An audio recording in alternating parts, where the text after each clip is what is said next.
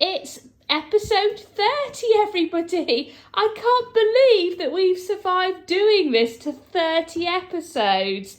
So, episode 30 of Robbies Cooking Sunday. And today it's a really ambitious one. We're doing a full Sunday lunch. As you can see, we're doing a roast chicken.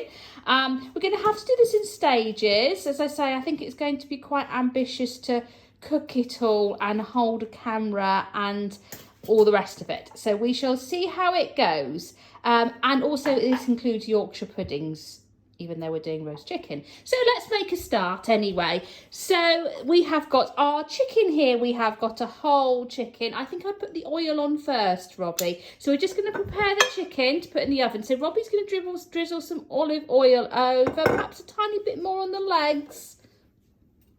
One on bit on each of the legs and the other leg. Lovely, wonderful. Okay, then we're going to squeeze some lemon. We're dying to get going with those herbs, aren't we? Squeeze a bit of lemon over.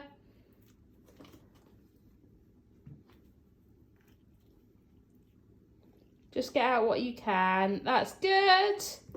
Bit more.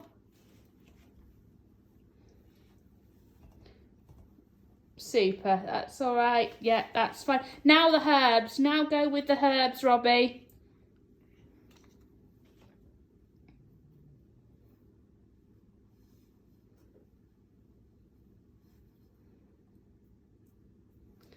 Excellent. Oh, wipe it on the raw chicken. Right, okay, next thing we need to do then is to put it in the oven. So Robbie, come on, let's head towards the oven. Take it with both hands. Well done. Carry it towards the oven and then very carefully put it in on the middle shelf.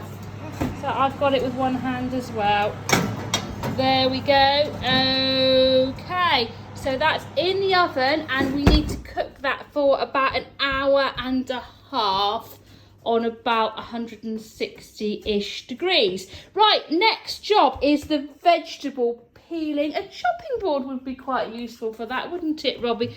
Let's just see. I think we're going to be setting new records with the camera work this week. Right, here is the chopping board. So we're going to do the carrots because we thought the potatoes might be easier job for the sous chef to do. So we've got the potatoes out, but we're just going to peel the carrots. So here's Robbie going away with peeling the carrots. Well done. And then we're going to chop those and put them to one side because obviously we don't need to do those until the very end. And then off camera, I'm going to peel the potatoes and we're going to boil them for sort of 10-15 minutes so that they're a little bit soft and they're ready to roast. And then we will come back to you for stage 2, which is preparing the Yorkshire pudding batter. Okay, we're on stage 2 now. So we've parboiled our potatoes. We'll come to roast potatoes in stage 3.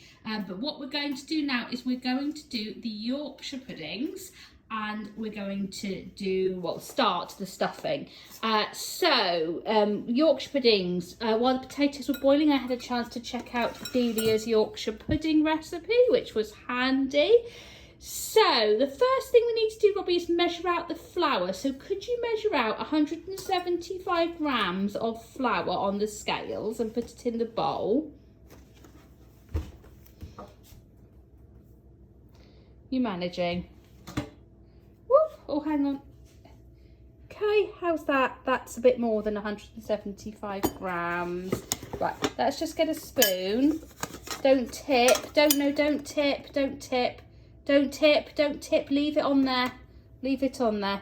Right, okay, because otherwise you'll just end up tipping it everywhere. Spoon flour out until you get to around 175 grams.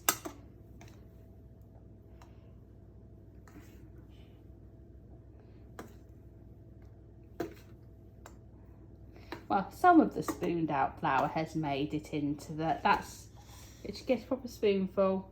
I think you're in more or less there. I think that'll be okay. Yeah, I think you're fine. Right, tip that into the bowl. Okay, and then we need to make a little well in the middle like this. Right, don't mix yet for our eggs. Okay, so the next job is to take the eggs and crack the eggs straight into the bowl. So it's 2 eggs, crack them straight into the bowl.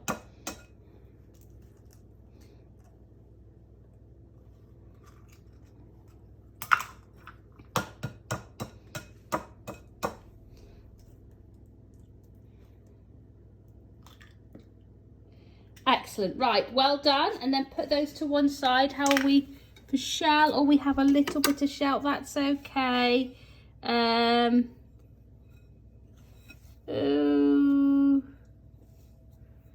there we go. Someone would be having an extra crunchy Yorkshire pudding there, wouldn't they? Right, the next thing we need to do is to make up our mix of milk and water to mix in with the Yorkshire puddings. So I've already measured out the water. Can you fill that jug with milk up to the 300 line? So if you get the milk, take the top off the milk and fill it up to the 300 line, which is where my finger is.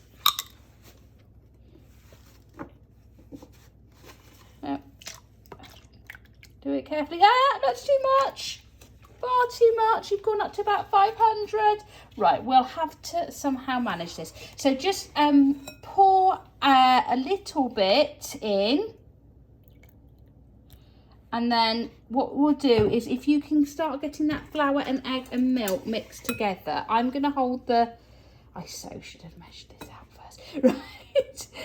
Okay. Going to, mix it round. I'm going to pour a bit more milk in as we go.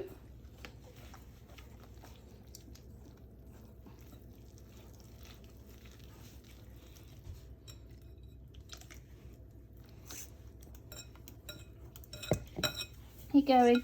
Make sure you get all that flour mixed in. Right, okay. Keep going, keep going.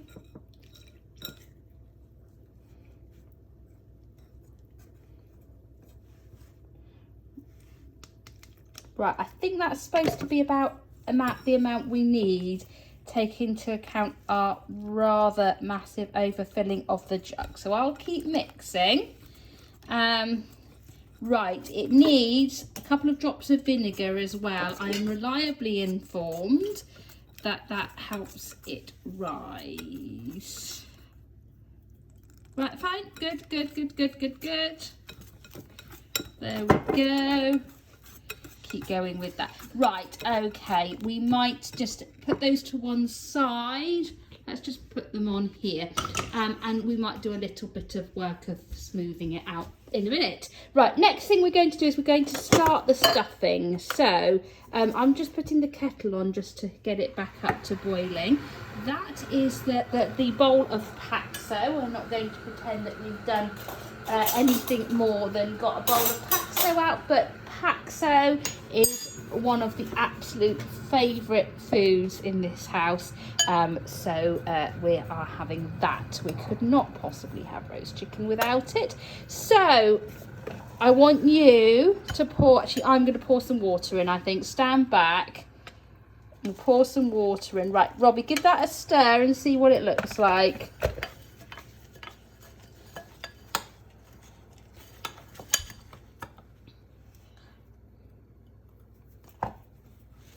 Yeah, but you won't stir it. If you're not holding the other bowl with the other hand, you're not going to get it very well stirred. Right, I'm going to put a bit more water in. Stand back. Right, try that. Need to get that all stirred in, all the dry bits stirred in.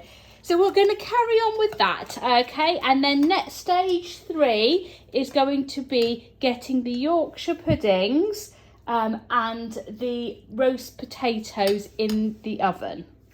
Right, we're at stage 3 now. So there's a number of things that have happened off camera because they involve very hot pans and fat. So firstly, we basted the chicken. And secondly, we have heated up the tray for the roast potatoes with some sunflower oil and put the partially cooked potatoes in it to roast. And we've also done the same for the Yorkshire pudding tray, and we have poured the Yorkshire pudding mix in that to cook. So that is all in the oven at the moment. So the next thing we're going to do is we're going to do the stuffing balls. So we've mixed our stuffing together. We've left it for a few minutes so that the mixture cools down so that we can put our hands in it. And Robbie is going to start making some stuffing balls. Make them into a nice ball.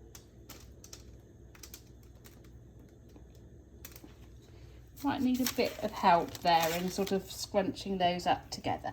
I think possibly a little bit of help is needed here.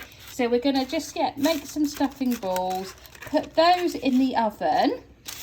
Then while we're doing that, we're going to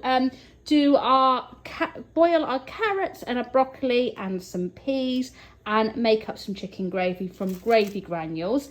And then what we'll do is we will show you our roast dinner at the end and what we have to eat. Okay, so here we are. We have cooked it. We have, hello Robbie, chicken, gravy, we made from our gravy granules. Here's our stuffing and Yorkshire puddings and roast potatoes, which have come out okay. I think the Yorkshire puddings look all right. And our vegetables. So we're off to have lunch now, aren't we, Robbie? Bye-bye, everybody. See you next time.